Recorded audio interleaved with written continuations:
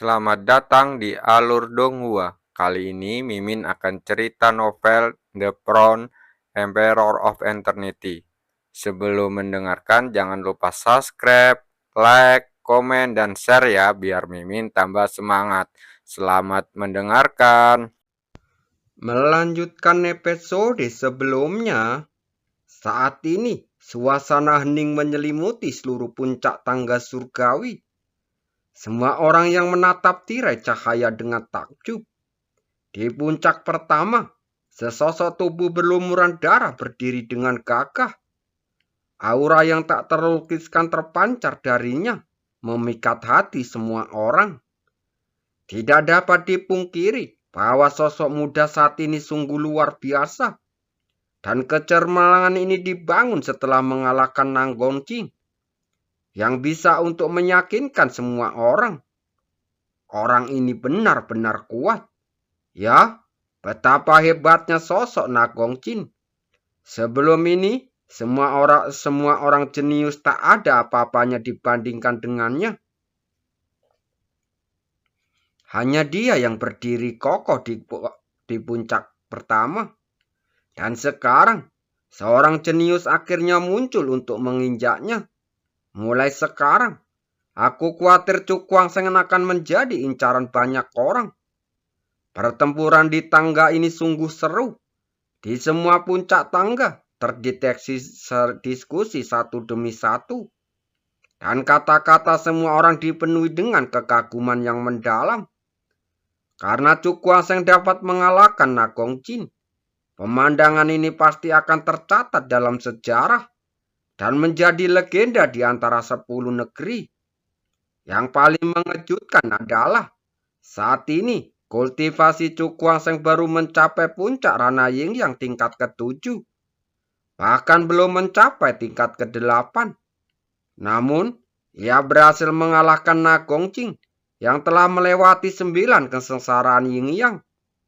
Jauh di langit, 18 orang dari 9 kekuatan utama saling memandang. Dan mata mereka semua tertuju pada sosok muda di puncak gunung pertama.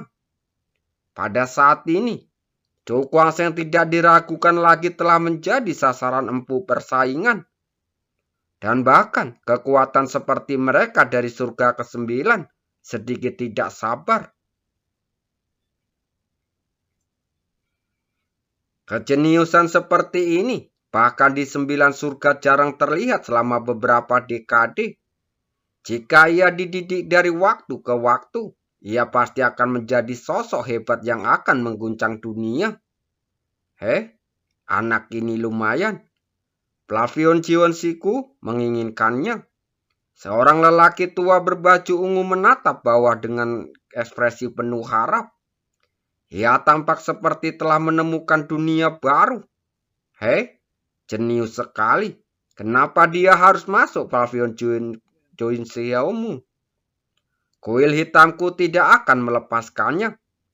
Tidak jauh dari sana, seorang lelaki tua berjubah abu-abu putih berkata sambil melengkungkan bibirnya.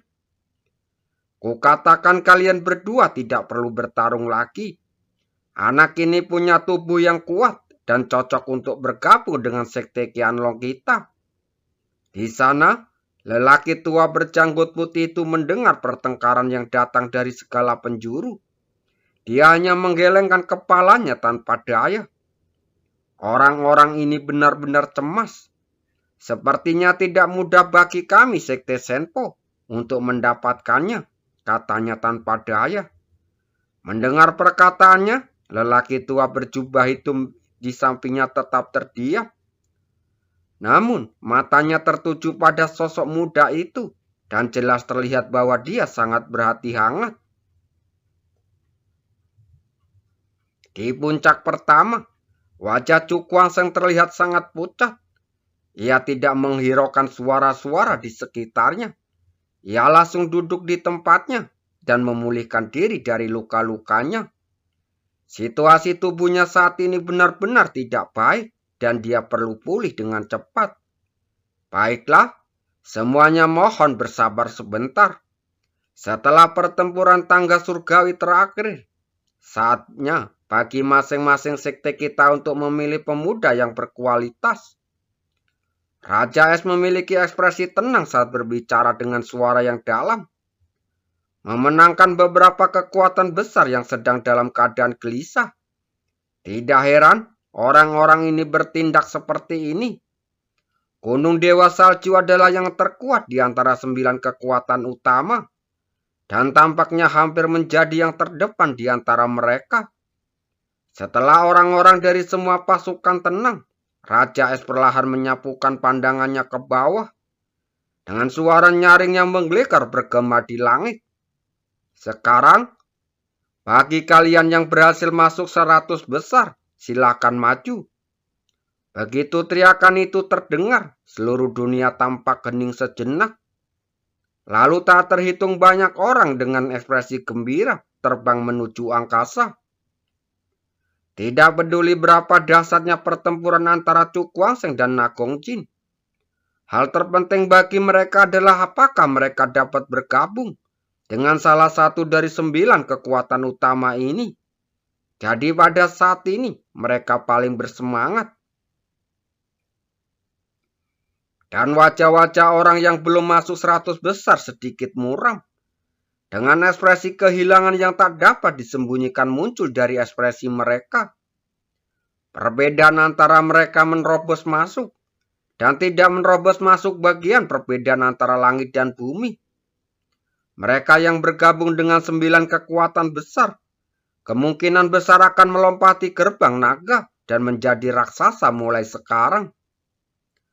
Dunia ini memang selalu kejam. Tak ada yang akan menunjukkan belas kasihan kepada pecundang. Beberapa orang diam-diam menggertakkan gigi dan berencana untuk mencoba lagi. Bertekad untuk memasuki 9 surga. Jauh di langit, orang-orang dari 9 kekuatan utama melirik wajah-wajah gembira di depan. Dan mulai memilih orang-orang yang mereka sukai. Selama periode ini, seseorang juga mengambil tindakan dan menyelamatkan Nagongjin. Banyak pihak iri dengan jenius yang kalah ini dan menawarkan syarat yang menguntungkan untuk membawanya ke sekte mereka. Namun pada akhirnya, Nagongjin memilih Gunung Dewa Salju. Alasannya sangat sederhana. Gunung Dewa Salju adalah kekuatan terkuat di sini. Dan seni kultivasinya sendiri sama dengan Gunung Dewa Salju. Dengan situasi seperti itu, pilihannya pada Gunung Dewa Salju adalah pilihan yang wajar. Proses seleksi ini tidak berlangsung lama. Orang-orang yang dikenal baik oleh Cukwangsheng, seperti Zuyan dan Lin Feng, juga bergabung dengan faksi pilihan mereka. Wajah mereka dipenuhi kegembiraan. Di antara orang-orang ini, Ling Yuxi yang juga bergabung dengan Gunung Dewa Salju. Setelah bekerja keras selama sekian lama, akhirnya saya mendapatkan kesempatan untuk memasuki 9 surga. Sejak saat itu, ada dunia baru yang menantikan untuk dijelajahi. Dan apakah ia bisa mendapat naga atau ular? Sepenuhnya tergantung pada kemampuannya sendiri. Setelah semua orang menyatukan kekuatan masing-masing, perhatian dunia sekali lagi terpusat pada satu titik. Sosok muda yang duduk bersila di puncak pertama. Orang ini adalah sesosok jenius yang paling membuat iri 9 faksi utama. Jika mereka bisa mendapatkannya, sekte ini pasti akan mendapatkan pilar kekuatan di masa depan. Untuk sesaat, ekspresi mereka yang bergabung dengan 9 kekuatan utama berubah. Dan mereka menatap sosok muda itu dengan mata yang rumit. Faksi manapun yang dipilih oleh anggota terakhir, perlakuan yang mereka terima akan tak tertandingi. Mereka pasti akan dilatih sebagai tokoh inti dan menikmati sumber daya yang melimpah. Aku ingin tahu faksi mana yang akan dipilih orang ini. Saya pikir sebagian besar adalah Gunung Dewa Salju.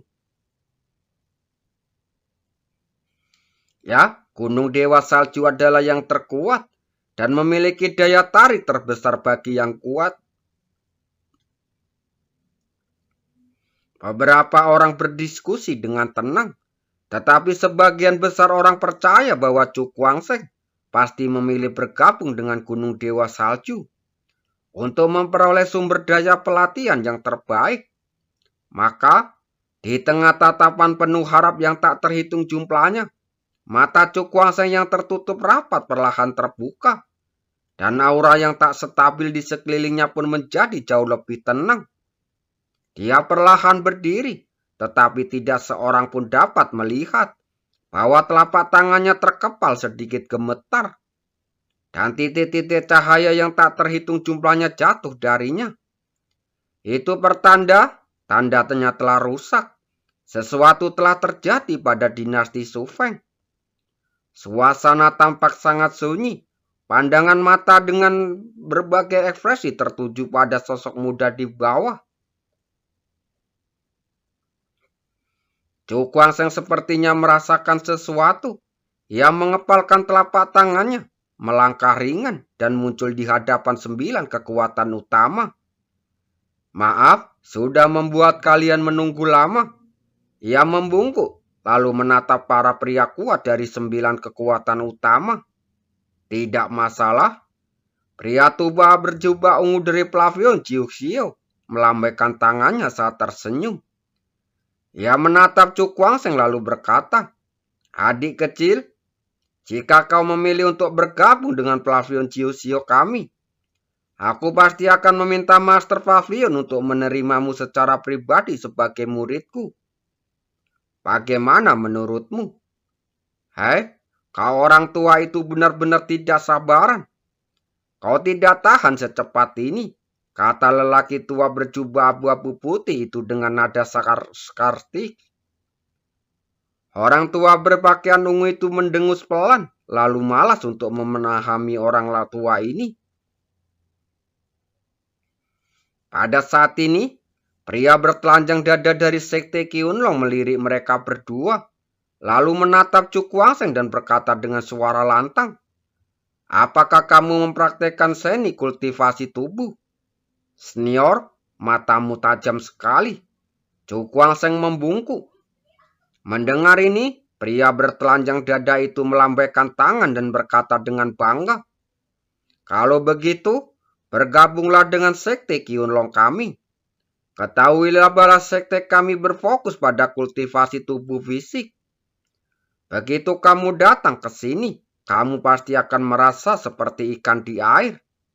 Setelah mendengar ini, Chu Kuang-seng terdiam tetapi tidak menjawab. Melihat hal ini, Raja Es di tengah berkata, "Gunung Dewa Salju tempatku berada juga memiliki metode untuk mengolah tubuh fisik. Dan tidak kalah dengan Sekte Qianlong. Apa yang kau banggakan? Kapan latihan fisik Gunung Huesanmu bisa menyamai latihan fisik Sekte Qianlong kami?" Kata pria besar bertelanjang dada itu dengan nada yang sangat tidak puas. Dia memiliki kepribadian yang kasar, tetapi dia tidak akan takut pada siapapun, hanya karena kekuatan Gunung Dewa Salju. Ekspresi Raja Es sedikit menggelap, dan dia berkata dengan suara dingin, "Kenapa? Kalian Sekte Qianlong meremehkan wujud fisik Gunung Dewa Salju kami?" Pria bertelanjang dada itu melambaikan tangannya. "Terus kenapa? Mungkinkah Gunung Dewa Salju bisa menggabungkan kekuatan ratusan sekte? Setiap sekte punya kelebihan dan kekurangannya masing-masing. Jadi, kalau soal teknik tubuh fisik, Sekte Qianlongku bisa dibilang nomor 1. Raja Es memang sedikit kesal dengan kekasarannya. Tetapi orang-orang yang bisa mencapai levelnya tidak akan berpikiran luas untuk tidak serius menanggapinya. "Anak kecil, kau pilih sendiri sekte mana yang ingin kau ikuti?" tanyanya sambil menoleh ke arah Chu Kuang-seng yang terdiam. Mendengar kata-katanya, Chu Kuang-seng terkejut dan tidak langsung menjawab. Ia justru berkata dengan ekspresi serius, "Saya punya syarat. Para senior, adakah yang bisa mengirim saya ke benua dewa dan iblis secepat mungkin? Ketika kata-kata ini keluar, semua orang yang hadir tercengang dengan kebingungan di mata mereka. Apa yang akan dilakukan anak ini? Ekspresi Raja Es membeku sesaat, lalu dia mengerutkan kening dan bertanya, "Apa maksudmu?" Chu Kuang-seng mengerutkan bibirnya lalu menggelengkan kepalanya. "Aku punya urusan mendesak yang harus segera diselesaikan, tetapi aku tidak bisa menjelaskannya secara rinci. Ia tahu bahwa karena sifat khusus tanah terlantar, orang-orang dari 9 surga tidak dapat ikut campur secara sewenang-wenangnya. Oleh karena itu, ia tidak menyangka bahwa setelah ia bergabung dengan salah satu sekte, orang-orang dari sekte tersebut akan sepenuhnya mau membantu. Namun, tanpa menyebutkan alasannya, tidak masalah membiarkan orang-orang ini membantunya kembali ke benua dewa dan iblis secepat mungkin. Ini tidak dianggap sebagai pelanggaran.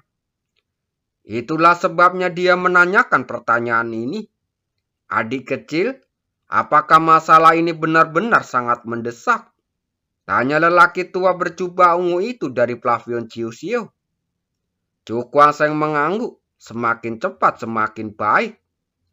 Jika salah satu dari kalian para senior dapat membantuku mencapai benua dewa dan iblis secepat mungkin, aku akan memilih untuk bergabung dengan sekte itu. Pada titik ini, dia tidak perlu menyembunyikan apapun, dan dia langsung mengungkapkan persyaratannya. Meskipun memilih sekte memerlukan pertimbangan yang cermat, situasi saat ini tidak memungkinkan untuk melakukannya.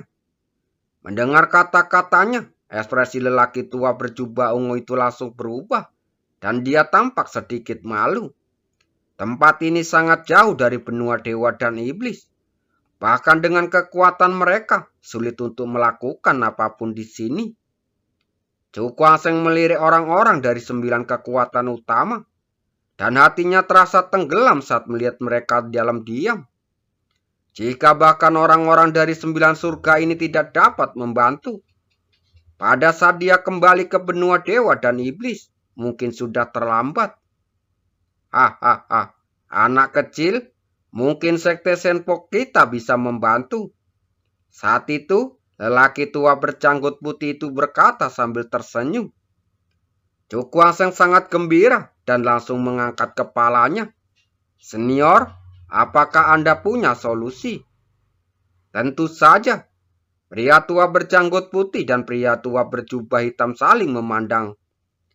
Meskipun sekte Senpok mereka hanya dapat dianggap sebagai kekuatan menengah ke bawah, di antara 9 kekuatan utama, mereka memiliki ciri khas tersendiri dalam hal perjalanan. Kalian berdua lupa bahwa pasukan 9 surga tidak bisa seenaknya ikut campur dalam urusan tanah terlantar. Di sana, seorang lelaki tua dari kuil suci hitam, yang juga salah satu dari 9 pasukan utama mendengus dingin. Mendengar ini, wajah lelaki tua berjanggut putih itu menjadi muram. Lelaki tua ini, ketika ia ingin membantu sebelumnya, secara otomatis mengabaikan aturan ini. Dan sekarang, melihat sekte Senpo yang mengambil inisiatif, ia justru mengambil inisiatif untuk memprovokasi masalah ini. Memikirkan hal ini, dia mendengus dingin. Aku hanya mengirim bocah kecil ini ke benua dewa dan iblis. Bagaimana mungkin aku bisa ikut campur? Tetua dari kuil suci hitam membalas.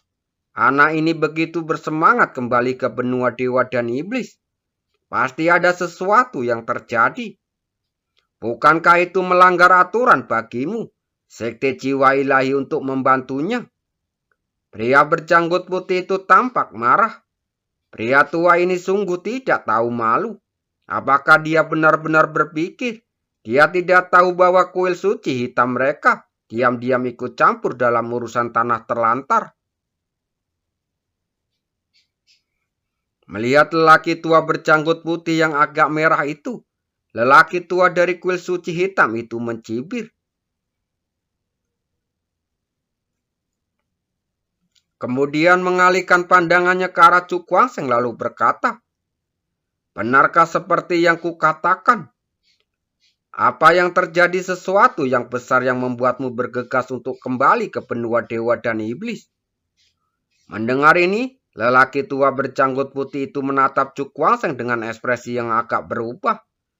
Jika tidak ada yang memprovokasi aturan ini, tidak apa-apa. Tetapi begitu diprovokasi, akan sulit bagi mereka untuk bertindak secara terbuka. Lagi pula, beberapa hal tidak dapat diletakkan di atas meja. Namun, seolah memahami kekhawatirannya, Cu Kuangseng menangkupkan tangannya, lalu tersenyum tipis.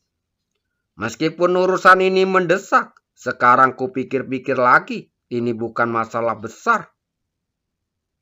Hanya saja aku sangat merindukan benua dewa dan iblis dan ingin segera kembali." Begitu kata-kata ini terucap, semua orang yang hadir tercengang.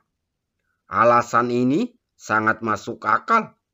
Namun bagi Sekte Senpo, selama tabu itu tidak terungkap, tidak masalah asalkan dapat dibenarkan di permukaan. Soal tabu atau tidak alasannya, hal itu sudah tidak penting lagi.